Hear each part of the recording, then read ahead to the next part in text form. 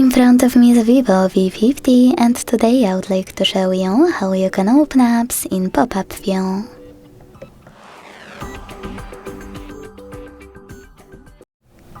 Begin by selecting an app you wish to use in this view and launching it in the background. Then click on this icon of an app at the top of it. And when you see this pop-up, hit small window. Now enjoy using your app in this little window. If you wish to move it around, hold the sign at the top and drag it. To scale it, hold one of its corners and drag it as well. If you wish to turn it into a bubble, click on this icon of a line at the top left corner. Then to access it again, tap on your bubble.